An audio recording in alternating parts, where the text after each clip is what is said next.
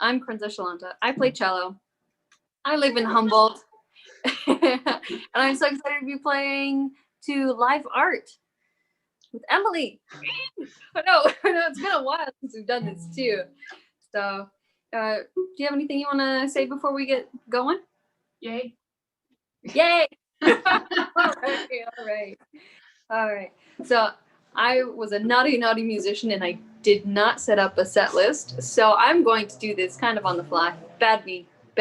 Don't do that. But most of my material is memorized. A lot of it I've written, which I'm actually going to start with the tune that I wrote. And this one, I've never settled on a real tune title. So if anyone ever thinks of a title, maybe you could throw it my way. I feel like that's probably the hardest part. Writing music's the easy part, right? Definitely. So totally. Sure. So take the word for it. All right.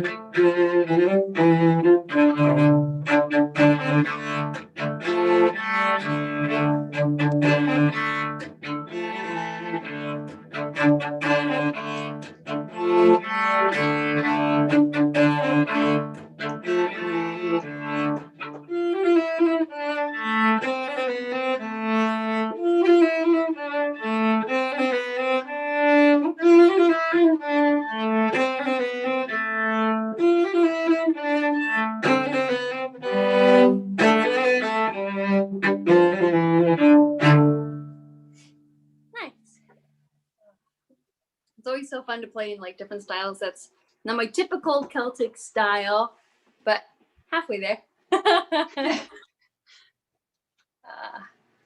All right. Speaking of Celtic styles, I've been thinking of a song all day because I basically started with talking to my friend Chuck Bolt.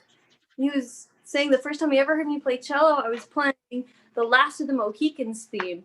And I was thinking, it has been so long since I've played that. So I'm gonna go ahead and do that one before it slips out of my mind again. And you know, this tune's really interesting because I think a lot of people know this tune from the movie, and it was written by a fiddler named Alistair Fraser. And I think a lot of people know the story. It's like he was never credited for it. But yeah. So here's Last of the Mohicans.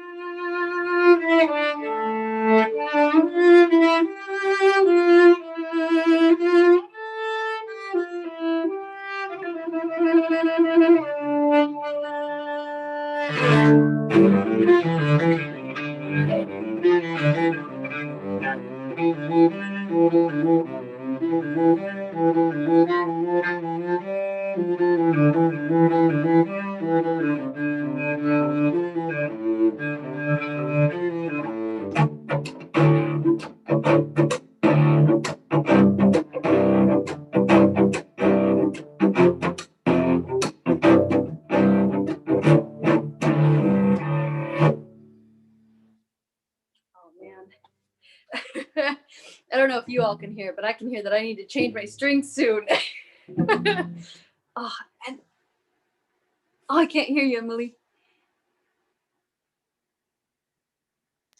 I clicked the button and it didn't listen. Rude. I said I would not have known that if you hadn't said it. You know what the terrible thing is? These are not like guitar strings. I mean, like a really cheap set of cello strings is like $75. So I always put it off. I'm always like, oh, I don't need strings. It's not a big deal.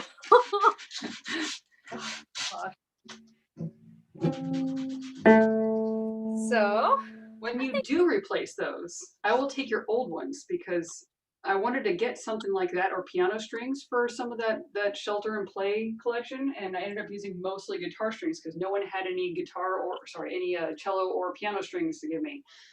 Right. Those are super thick and obvious, so I was like, "Hey, cool, something different." You got it. I mean, it's interesting because these are pretty long. I don't think a lot of people get a really good look at a cello.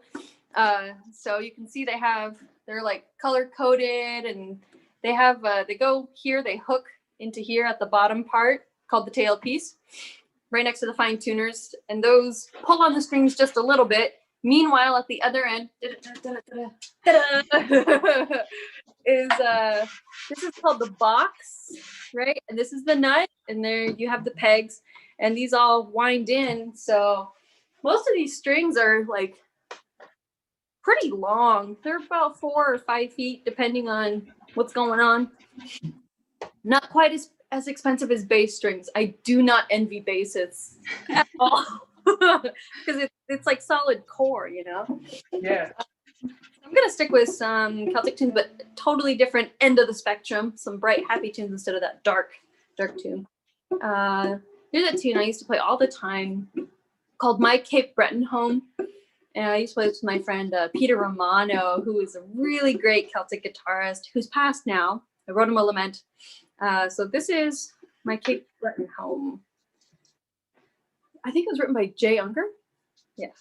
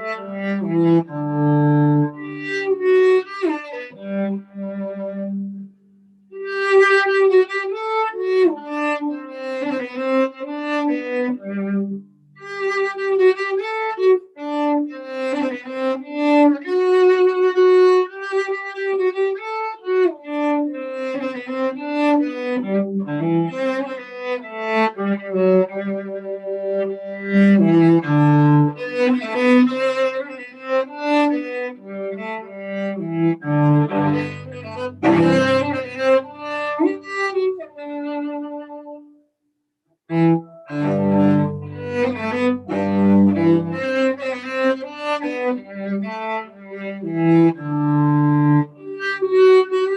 think one more time.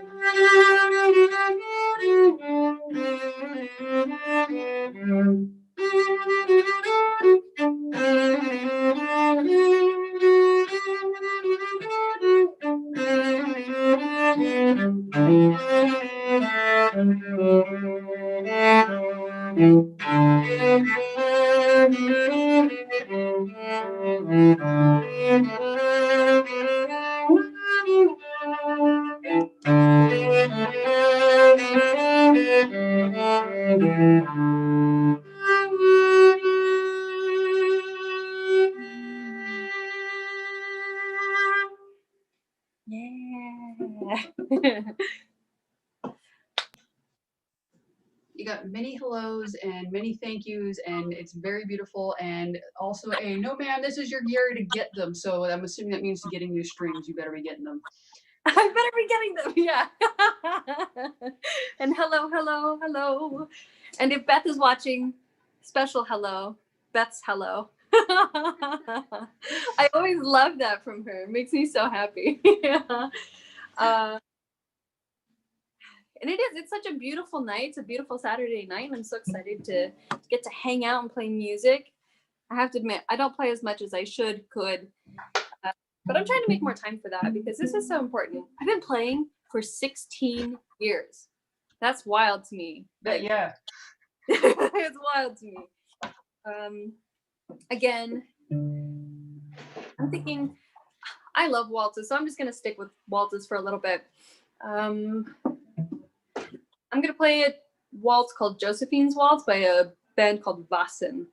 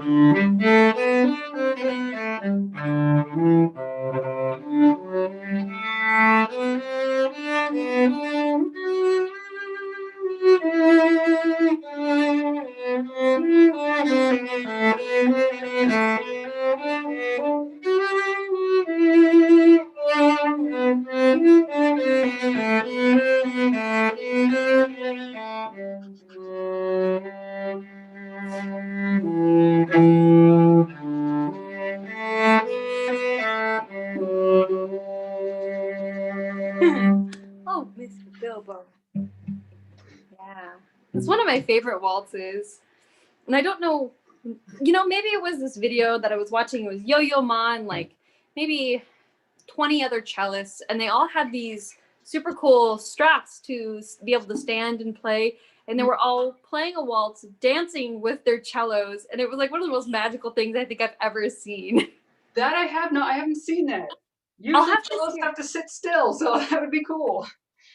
I think there's always that everyone sees that video clip of Woody Allen like playing cello in a marching band, and it's like pulling a chair along, and he sits down and he plays like, and then he like picks up a chair and he runs along, and then he sits down and he like plays. And and nowadays what we do, if we don't have these super fancy block straps, Mike Block created a really cool strap for playing cello.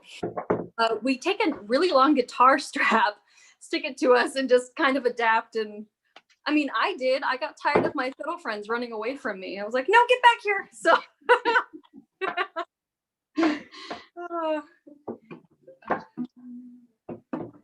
speaking of fiddle friends, a lot of these tunes I learned at fiddle camps. So why don't I play one of those that I learned at fiddle camp? Here are a couple. Let's see. The first fiddle tune I ever learned. Do I remember the title of it? No, but that's how it goes. That's how it goes. So this was the first fiddle tune I've ever learned. Somehow I still remember it.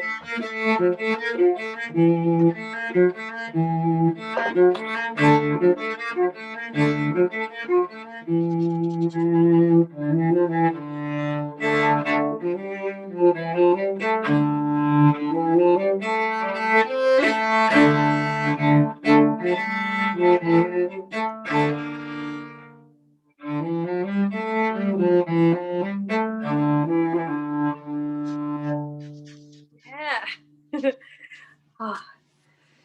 It's interesting because fiddle tunes, I remember being super intimidated to go and sit with the fiddles and actually learn with the fiddles.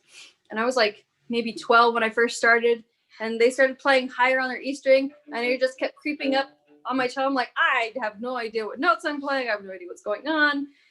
But then I met all these other cellists who play fiddle tunes, and it was like the coolest thing. And it's honestly, it's a cult. So if you ever hear me talking about cello people, please know it's definitely a cult at this point.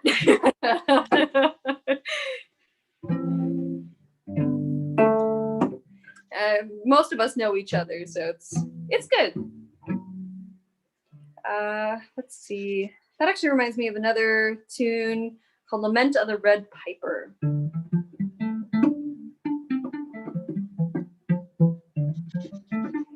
See if I actually remember it.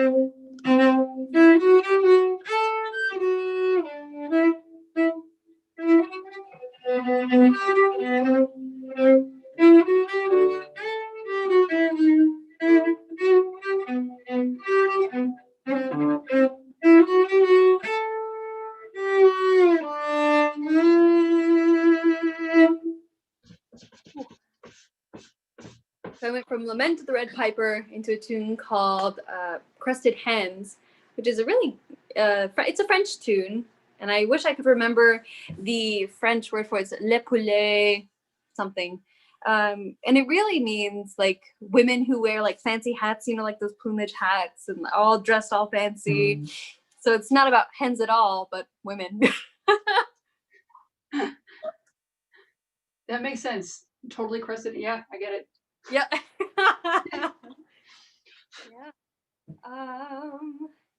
Yeah. Ray says, "Yay, fiddler folk." Yay, fiddler folk! Yay. I have spent so much of my time around fiddle folk, and there's so many styles and histories. I was just thinking about a tune the other day. If I had to start it right now, I could not.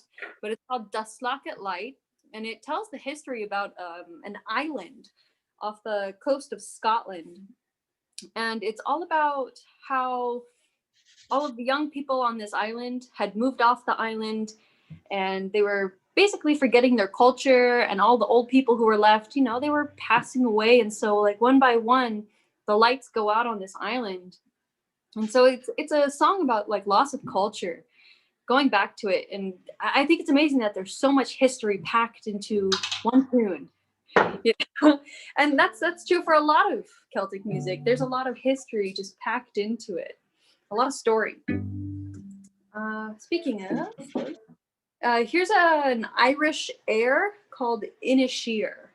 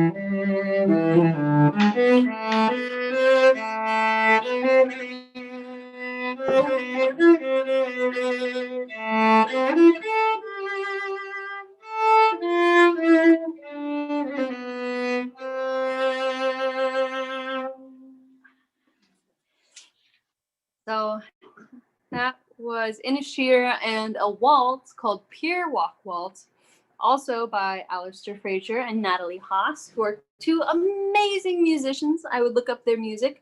They are quintessential New Age Celtic fiddling. They're just fantastic. And Natalie Haas is a professor at Berkeley. She's just really shaken up the whole world of fiddling these days. Love it. I love everything that she's doing, which is where we get a lot of our chops and grooves and all sorts of cool stuff these days. I think I'm going to go back to a couple of tunes I've written. And earlier I had mentioned my friend Peter Romano and a lament I wrote for him. And I'm always very sentimental this time of year. So this is called A Lament for a Brilliant Gypsy.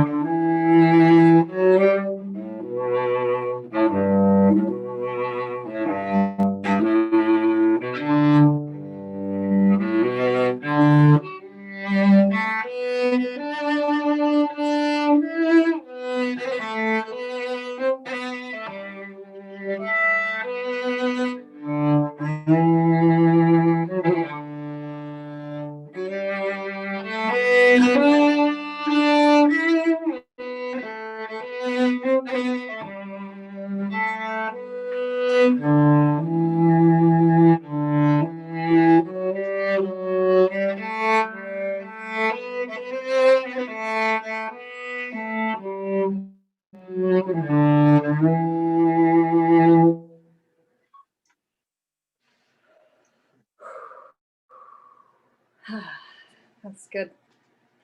Um,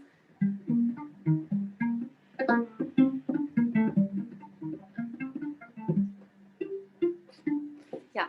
So the next tune I'm gonna play is called "The Aspen and the Alder."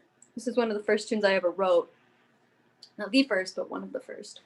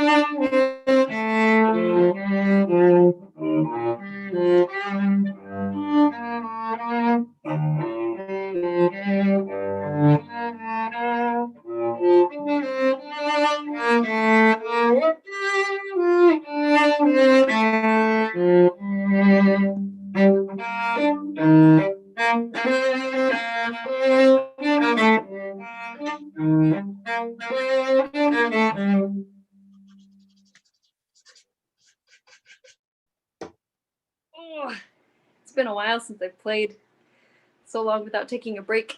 And I always feel it right in my triceps. Oh yeah. Which is, oh, it's good. It's a good arm workout. Because you're just at this lock. Yeah. Well, I'm getting that in the back of my legs because I'm hovering over this and I can't lean on it too much, and so it's making my calves really like work out. I'm like, eh. Do you have a special mat you stand on or anything?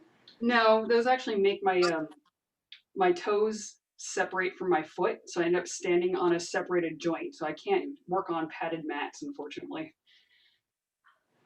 It's really freakishly painful. Yeah, yeah. Goodness, that makes it difficult. You're like, comfort? No, not at all. Nope, there's just a lot of me doing this. Oh gosh. All right. Let's see. What else should I play? Ah, I know. There's a Scottish tune.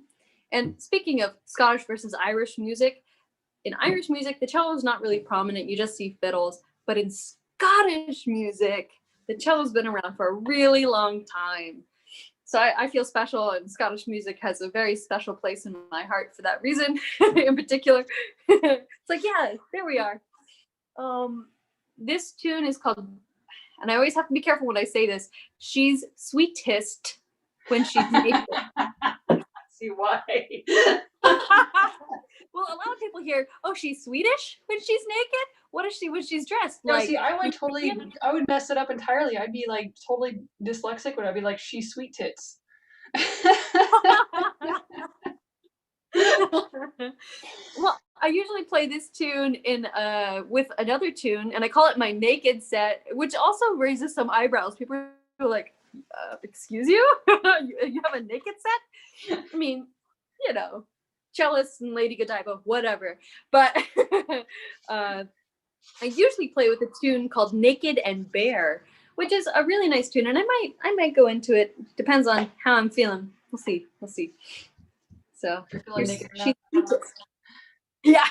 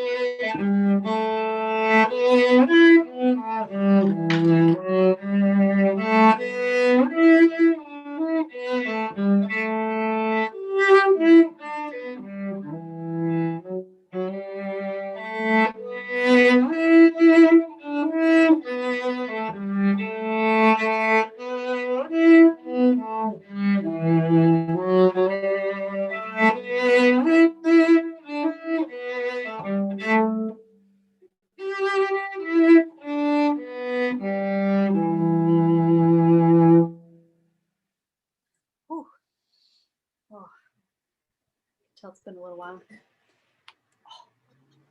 Right. You're welcome for the workout. Thank you. Yes, thank you. No, my hands need it. My shoulders need it. What time is it? Do you have the time there? Just wondering. About that time? No, 6:44. 6:44. Okay. Let's see what we got left. I'm thinking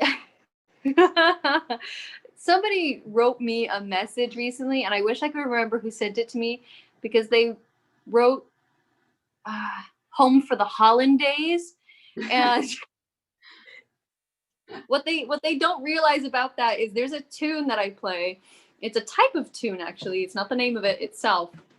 And the type of tune that I'm going to play is called a polonaise, but I used to never be able to remember that. And so I used to be like, I think this tune is called hollandaise, mayonnaise, béarnaise. And I just went through every A's I could possibly think of. And finally, one day I was like, oh, yes, it's all of them combined. It is a polynaise. So I know I'm a saucy individual. What can I say? With bad jokes and everything. The best way. So this is called Polonaise. I don't know its specific title, but I learned it as Polonaise.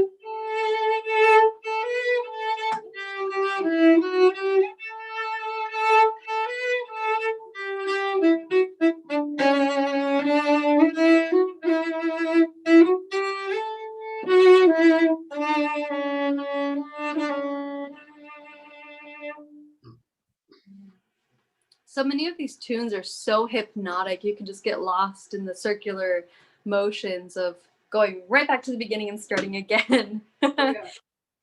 Oh yeah. Another But if pretty. anybody wonders why I keep stepping back, it's because birchwood has a slight sheen, and all of my lamps make it impossible to see what I'm doing when I'm hovering right over it. So I lean all the way back to get rid of all the glare and go, oh, that spot. Oh, that spot. You're not doing that artist thing where you're like, yes, I don't know. No, I've mastered that one. I can look at the image and I go like, okay, so this is this much and half of it's that. So this is this much and half of it's that. I need. I got it. That's amazing. Oh, visual arts, it's so funny. Like, I find visual arts so difficult. Just like with my photography, I'm like, that's not what I see. That's not what I'm looking at. And so I always feel like it's amazing to be able to transfer what's in your mind and what you're seeing to another medium. It's just stunning. I have one of the other things I do is photography when I don't have any of these projects to deal with. Right now I'm dealing with this one.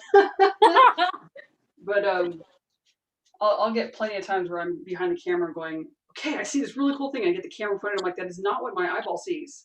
Stupid camera. Right? Just do the thing, camera. Work. Right. Don't make me take 40 shots for the one shot. You suck. Oh, goodness, yes. At least you don't have paper film anymore. Oh, yeah.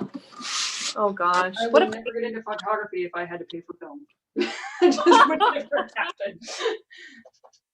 Oh, let's see. I'm thinking about, this tune was on my mind before I actually came on tonight. And it's called Shebeg Shimor. It's another Irish tune written by the great Harper O'Carolan. And if you don't know about O'Carolan, I suggest you look him up. He was this blind musician who was patroned by some very powerful and rich individuals. And he got to travel all over the world, played in the finest halls. And his story is so touching to my spirit. I just, like, look him up. O'Carolan, Irish Harper. Amazing history.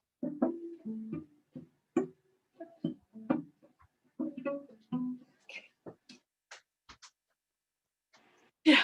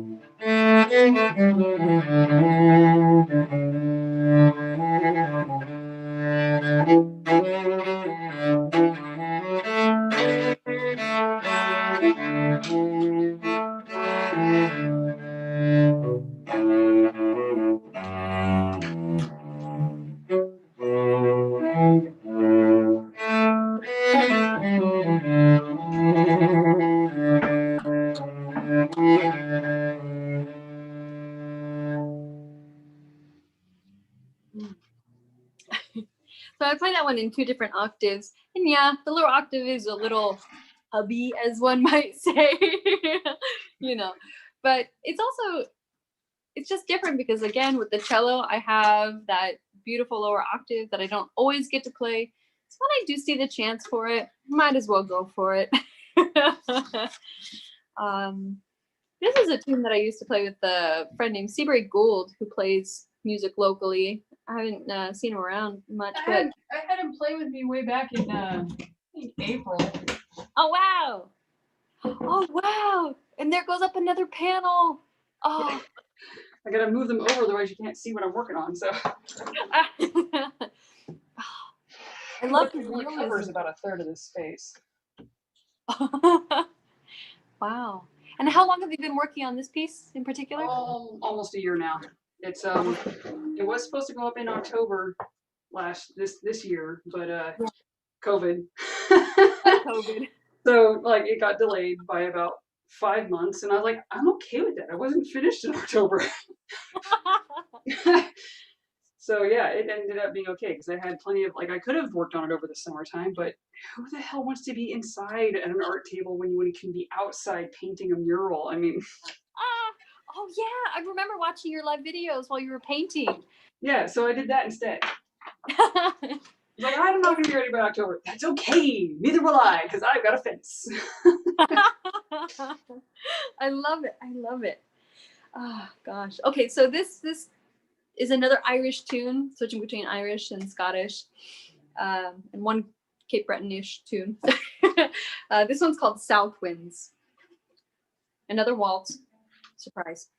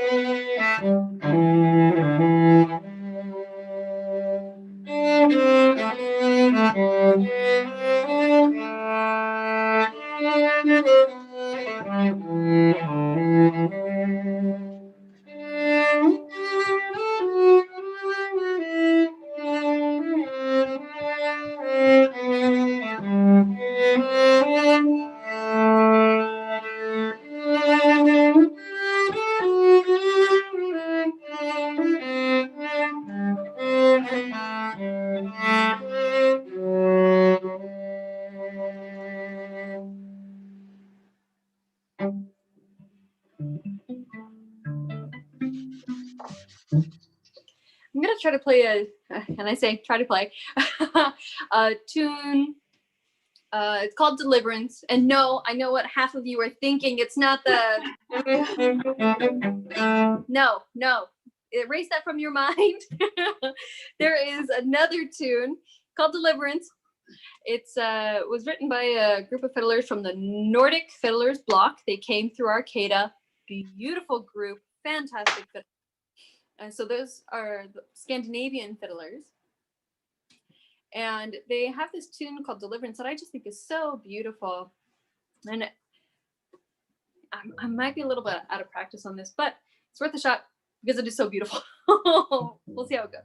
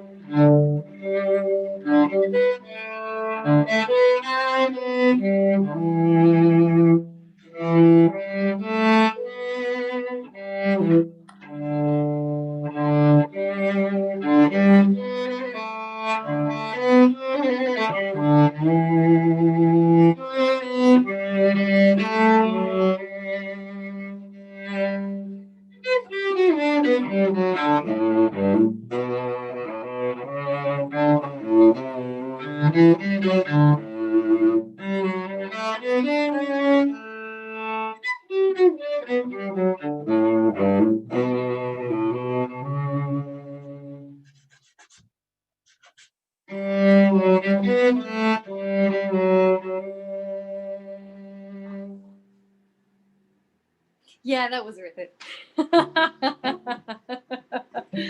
Oh.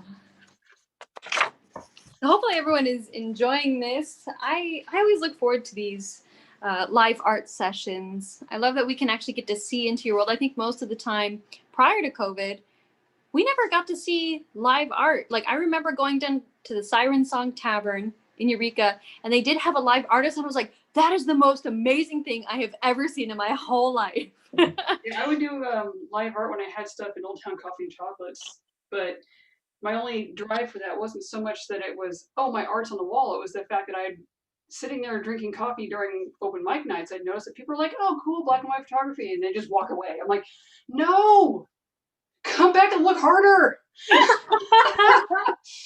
And I get so frustrated. So I did the first time I had it up, and it was during Arts Alive, I did it's like 6-inch by 24-inch word charcoal in charcoal. And I was just like, hopefully y'all get the hint now. Right? It's in charcoal. Well, that's the problem with being so good, Emily. Everyone thinks, oh, it's a photograph. It's a compliment until they're just like, and they walk away. I'm like, okay, then. Oh, yeah.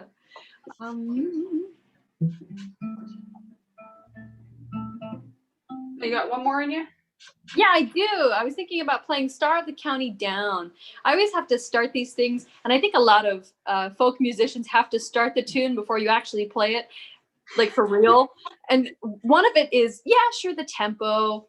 But the other thing is, am I actually going to play the right tune? Because I have had more instances with other folk musicians, and we start off playing a tune, and it's going, oh no, that's Wait not a second.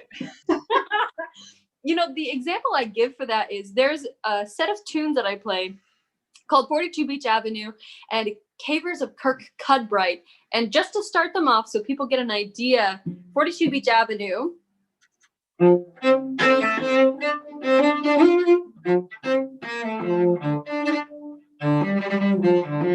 And then Cavers of Kirk Cudbright.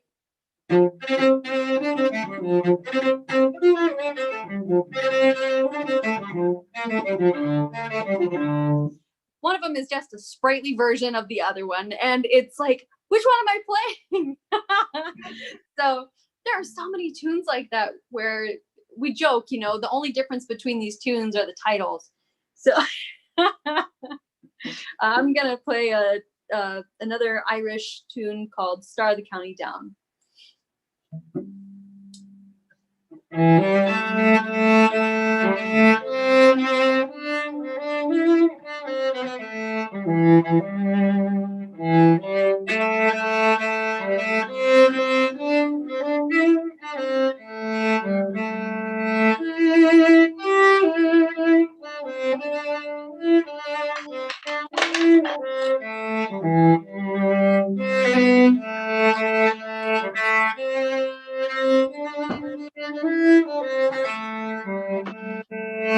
All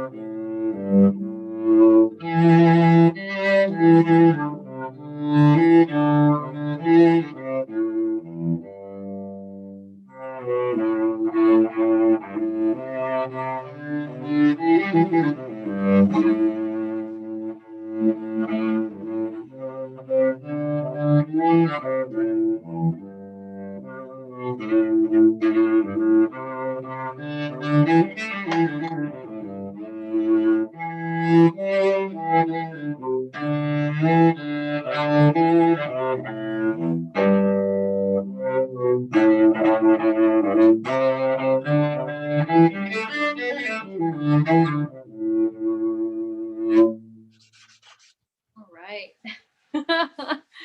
Oh, well, thank you so much for having me play with you. Thanks for And playing. I think we should do this again.